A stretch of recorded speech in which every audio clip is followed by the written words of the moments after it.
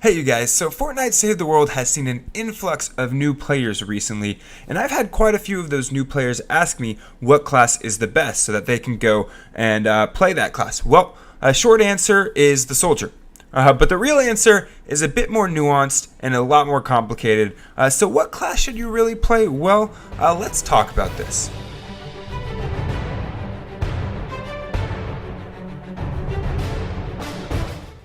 So you guys, real quickly, my name is Iolaus. I put out videos once or twice a week on whatever game I am playing. Right now that is just Fortnite because Fortnite is freaking amazing. So if you guys enjoyed this video, please don't hesitate to give it a like. And if you want to see more of this, please consider subscribing because I would love to have you guys here. But anyways, let's get on to what class should you play. And with all of these different updates, man, they're always changing weapons. You got a little bit more storyline, balance changes and stuff. But one thing that isn't changing in any update and probably never will are the 4 different classes that you can play as. Now, those 4 different classes are going to be soldiers, outlanders, ninjas, and then last but not least, constructors. Now, while I said at the beginning the best class to play is the soldier, that's actually really not very true. Instead, each class is tuned for a particular role that is highlighted largely by a few abilities commonly found between the different heroes in each of these classes. So, let's go through each one and talk a little bit about what they do and how to play them.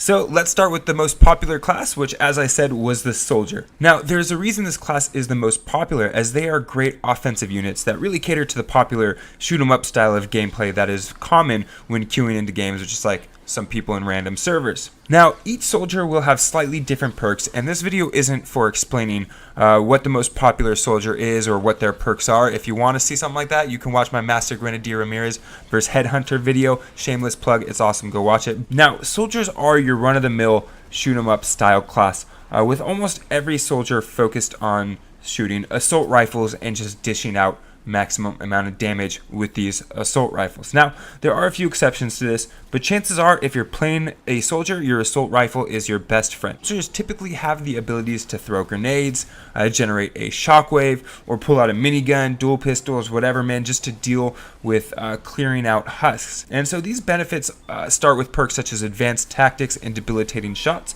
which help you dish out more damage to the husks with each bullet that you shoot. And then there's often other additional perks that really build off of these two and turn each soldier into their own separate little subclass. So overall, the soldiers are a great class for those of you looking to hop into a game with your assault rifle, shred some husks apart. It's a great, well-rounded class, and if you're thinking about what class to play because you have no idea, soldiers are always a safe bet and a good way to go. Now, the second class we are talking about are Outlanders. Outlanders are an interesting class. With the exception of Deadshot Jess and Ranger Deadeye, they really aren't that great combatively. Now, with update 5.0, we've seen a boost in their combat ability, but this really isn't what they are known for. So, why would you ever want to use an Outlander? Well, it's because this game can get very, very grindy, and it's not uncommon to go into a mission with the sole purchase of just gathering more nuts and bolts or mechanical parts, or even just like something like brick. You know, there's oftentimes I'll go into a mission just to collect brick, and this is really where Outlanders have a significant advantage. Every Outlander has focused acquisition to give you the chance of finding double loot, and some go a step further, allowing your pickaxe to do more damage, for you to be able to see chests, ammo boxes, and also many have the ability phase shift, so you can move quickly from structure to structure, as well as an anti-material charge, which is basically like this punch that just punches out like a whole truck in one punch and you get those materials. It's freaking awesome. So if you're really looking to farm, be an Outlander. In fact, if you're doing any farming, you should not be playing any other class because Outlanders are just so much better, and you can get all that farming done in a much shorter time. So offensively, Outlanders often have Teddy or a shock tower power to kind of assist in damaging husks, and these can actually be really quite useful, but not quite as powerful as something such as like a hover turret. Now, there are a few Outlanders that have perks catering to offense, such as Ranger Deadeye and his pistols, or even Deadshot Jess with her snipers. Now, these tend to be the exception, and they sort of end up being in this middle ground of often not being as good as other Outlanders in terms of gathering resources, but also not as good as soldiers in terms of damage output.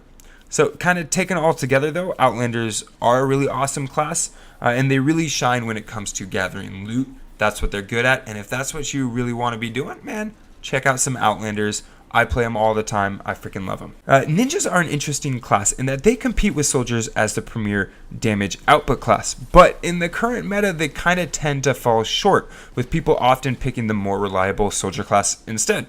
And while they're envisioned to be slightly more skill-based, like a high-damaged melee unit, they tend to start disappearing more and more as you progress through the game. And this is largely due to the current meta. Now, while a lot of the recent updates have changed some of this as Epic has tried to better balance the ninja, where they are now, however, ninjas are just kind of a glass cannon able to dish out huge amounts of damage with a sword, but also very delicate with very little health and shield. And so this being said, ninjas are a lot of fun to play because they have great mobility, they got double jumps, they have throwing stars, and it can be very exciting to kind of jump into the fray, slash down a few husks, then jump back out, throw a few stars, and then boom, you just took out the enemies without wasting any ammo. And on top of that too, they're one of the coolest looking classes in the game, in my opinion. So, while that doesn't help you kill more husks, it does make you feel kind of awesome while you're playing it. So if you're looking for a slightly more involved, active, hard-hitting melee unit, this is the one to play. Just remember though, you're not a tank, so don't play it like a tank. You're a glass cannon. You have to be very careful. And like I said too, you'll start seeing ninjas disappear more and more as you progress through the story, as you get into those higher levels, just because they are a little bit less reliable than the typical soldier class. Now, lastly but not least are constructors. Now, this class is focused primarily on building and defending around the objective. And these are sort of the unsung heroes of many missions. A very good constructor on your team can totally make a mission a complete breeze. First off, constructors are meant to be builders, hence their name. And every constructor has at least one perk involving speed and cost of the walls that they build. So they're able to build walls cheaper, and they're able to build them more quickly. Additionally, constructors have this base ability, which is sort of like a force field around your structures, and I'm sure you've seen them before. They're pretty cool. It looks cool. But these can have a multitude of effects based upon the passive perks of that particular hero, with effects such as doing damage to husks that try to break down the walls, or something like generating a shockwave every so often to damage all the husks around, just reinforcing the walls, or even it can be a perk that damages husks just walking over affected tiles. Now, these abilities and the range of these abilities differ between constructors and are often what makes a constructor great or just sort of average. Now, the constructor doesn't typically just stop there, however, as they can still carry their own weight offensively, either with weapons or their buffed up trap tunnels. Plus, if you ever find yourself in a tight spot, constructors are the only class that can throw down a decoy that will attract all the husks to a particular spot, allowing you to make a clean getaway, and then you or another team member can throw in some sort of explosive into the group for an easy GG. So for those of you guys that like the tower defense aspect of the game, building forts, building trap tunnels, this is really the class for you, and I really recommend you play around with it a little bit.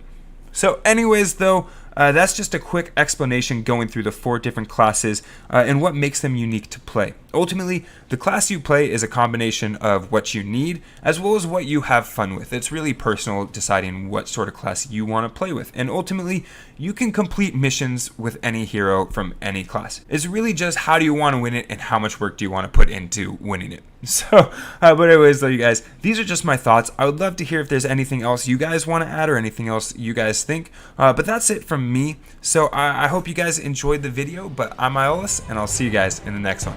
Later.